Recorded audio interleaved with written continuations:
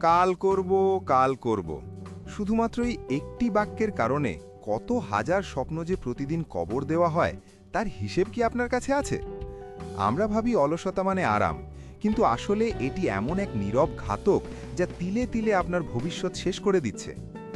আজকের গল্পটা এমন এক ছেলের, যে ছিল গ্রামের সবচেয়ে অলস মানুষ, কিন্তু পরিস্থিতির চাপে যখন পিঠ দেয়ালে ঠেকে গেল, তখন সে কিভাবে ঘুরে দাঁড়ালো তা শুনলে আপনার গায়ে কাঁটা দিয়ে উঠবে। চলুন অলসতা ভাঙার এই জাদুকরী গল্পটি শুরু করি। গল্পটা রনির। রনি থাকতো একটা ছোট্ট গ্রামে, শহরের কোলাহল থেকে অনেক দূরে। রনির বয়স 25-এর কাছাকাছি, কিন্তু গ্রামের মানুষ তাকে এক নামে চেনে, অলস রনি। তার বাবার ছিল কিছু ধানের জমি।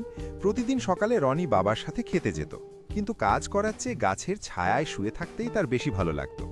তার কাজ ছিল শুধু ধান খেতে আসা পাখিদের তাড়ানো।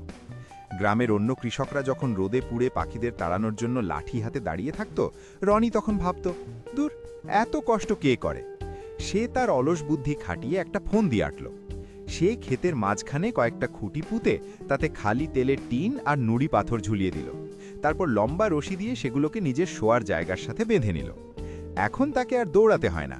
শুয়ে শুয়ে রশি টানলেই টিনগুলো ঝনঝন করে বেজে ওঠে আর পাখিরা ভয় পালায়। তার বাবা এসব দেখে শুধু দীর্ঘশ্বাস ফেলতেন। তিনি ভাবতেন, আমার পরে এই ছেলের কি হবে? ও কি সংসারের হাল ধরতে পারবে? কিন্তু জীবন তো আর সবসময় একরকম থাকে না। সেই বছর খুব গরম পড়ল, বৃষ্টি নেই বললেই চলে। ধানের ক্ষেত ফেটে চৌচির হয়ে গেল। রনির বাবা দিন-রাত পরিশ্রম করে পাম্প দিয়ে জল দেওয়ার চেষ্টা করতে লাগলেন। অতিরিক্ত পরিশ্রমে তিনি হঠাৎ গুরুতর অসুস্থ হয়ে পড়লেন। ডাক্তার বললেন তাকে এখন সম্পূর্ণ বিশ্রামে থাকতে হবে। সংসারের পুরো বোঝা এসে পড়ল অলস রনির কাঁধে। ঘরে খাবার নেই, বাবার চিকিৎসার টাকা নেই, ক্ষেতের ফসলও নষ্ট হবার পথে। রনি তার জীবনের সবচেয়ে কঠিন সময়ের মুখোমুখি হল। সে রাতে বারান্দায় বসে আকাশের দিকে তাকিয়ে ভাবল, আমি যদি আরেকটু পরিশ্রমী হতাম, তাহলে আজ আমার বাবাকে এভাবে ধুঁকতে হতো না। আমি কি আসলেই এতই অযোগ্য? পরদিন সকালে গ্রামের ঢোল বাজার শব্দ শোনা গেল। রাজার সৈন্যরা ঘোষণা করল, রাজকুমারের জন্মদিন উপলক্ষে এক বিশাল প্রতিযোগিতার আয়োজন করা হয়েছে। যে এই প্রতিযোগিতায় জিতবে তাকে 1 বাক্স স্বর্ণমুদ্রা পুরস্কার দেওয়া হবে। স্বর্ণমুদ্রার কথা শুনে রনির চোখ চকচক করে উঠল। সে ভাবল, এই তো সুযোগ, এই টাকা পেলে আমি বাবার চিকিৎসা করাতে পারব, আমাদের সব অভাব দূর হবে। গ্রামের সবাই যখন শুনল রনি প্রতিযোগিতায় নাম দিয়েছে, তারা হাসাহাসি শুরু করল। আরে, ওই অলস রনি নাকি জিতবে? ও তো 2 কদম হাঁটতেই হাঁপিয়ে যায়। কিন্তু রনি কারো কথায় কান দিল না। তার মনে তখন একটাই জেদ, বাবাকে বাঁচাতে হবে। প্রতিযোগিতার দিন চলে এলো। প্রথম রাউন্ড ছিল, গ্রামের পাশের বিশাল হ্রদটি পার হতে হবে। নিয়ম ছিল, যে যেভাবে পারো ওপারে পৌঁছাও। বাঁশি বাজার সাথে সাথে গ্রামের শক্তিশালী যুবকরা হ্রদে ঝাঁপ দিল সাঁতার কাটার জন্য। কিন্তু রনি জানত তার শরীরে অত শক্তি নেই। সে তার বুদ্ধি খাটালো। সে আগেই বন থেকে একটা হালকা কাঠের গুঁড়ি বা ভেলা জোগাড় করে রেখেছিল। সে সেটাকে হ্রদে ভাসিয়ে দিল আর একটা বাঁশ দিয়ে বৈঠা বেয়ে এগোতে লাগলো। অন্যরা যখন সাঁতার কেটে ক্লান্ত হয়ে পড়ছিল, রনি তখন তার ভেলায় বসে ধীরে ধীরে কিন্তু নিশ্চিতভাবে এগিয়ে যাচ্ছিল। তার এই কৌশল তাকে সবার আগে তীরে পৌঁছে দিল। সবাই অবাক হয়ে দেখল, গায়ের জোরের চেয়ে বুদ্ধির জোর অনেক বেশি। কিন্তু আসল চমক অপেক্ষা করছিল চূড়ান্ত রাউন্ডে। বিচারকরা ঘোষণা করলেন, শেষ পরীক্ষা হলো এই বিশাল কাঠের ব্লকটাকে ঠেলে 1 কিলোমিটার দূরের ফিনিশ লাইন পর্যন্ত নিয়ে যেতে হবে। কাঠের ব্লকটা ছিল চৌকোনা এবং ভীষণ ভারী। প্রতিযোগীদের সাহায্য করার জন্য সেখানে অনেক যন্ত্রপাতি রাখা ছিল, রশি, লিভার, হাতুড়ি এবং একটি ছোট কুড়ুল বা ছুরি।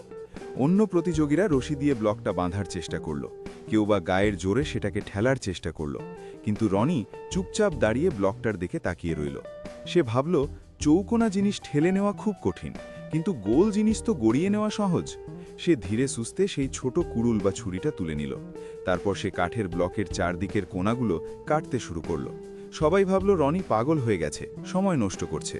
কিন্তু কিছুক্ষণ পরেই দেখা গেল সেই 4 কোণা ব্লকটা একটা গোল বলের মতো হয়ে গেছে। এবার রনি খুব সহজেই সেই গোল কাঠের বলটাকে গড়িয়ে গড়িয়ে নিয়ে যেতে লাগলো। অন্যরা যখন ভারী ব্লক ঠেলতে গিয়ে ঘামছে, রনি তখন হাসি মুখে তার বল গড়িয়ে ফিনিশ লাইন পার হয়ে গেল। পুরো মাঠ স্তব্ধ হয়ে গেল। রাজা নিজে উঠে এসে রনিকে জড়িয়ে ধরলেন। তিনি বললেন, তুমি শুধু প্রতিযোগিতায় জেতনি, তুমি প্রমাণ করেছ যে সমস্যাকে ভয় না পেয়ে সেটাকে সহজ করার উপায় খুঁজলে সাফল্য আসবেই। রনি সেই স্বর্ণমুদ্রার বাক্স নিয়ে বাড়ি ফিরল। সে তার বাবার চিকিৎসা করালো, নতুন করে চাষাবাদ শুরু করল। কিন্তু সবচেয়ে বড় যে পরিবর্তনটা হলো তা হলো রনির মানসিকতা। সে আর কখনো অলসতা করেনি। সে বুঝেছিল বুদ্ধি আর পরিশ্রম যখন একসাথে হয় তখন কোনো বাধাই আর বাধা থাকে না। বন্ধুরা, এই গল্পটা আমাদের শেখায় যে আমরা অনেকেই নিজেদের দুর্বল মনে করি, কিন্তু আমাদের আসল শক্তি লুকিয়ে থাকে আমাদের ইচ্ছা শক্তিতে।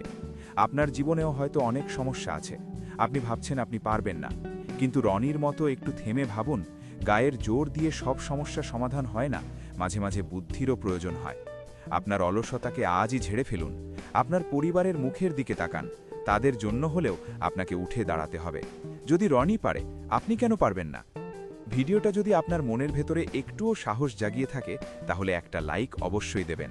আপনার একটা লাইক আমাকে নতুন গল্প নিয়ে আসার উৎসাহ দেয়। আর আপনি কি চান এমন জীবন বদলে দেওয়া গল্প আরও শুনতে? তাহলে দেরি না করে এক্ষুনি সাবস্ক্রাইব করুন আমাদের চ্যানেল ভালোবাসার গল্প। পাশে থাকা বেল আইকনটি বাজিয়ে দিন যাতে আমাদের পরিবারের একজন সদস্য হয়ে যেতে পারেন। দেখা হবে পরের ভিডিওতে। ততক্ষণ ভালো থাকুন, লড়াই চালিয়ে যান। ধন্যবাদ।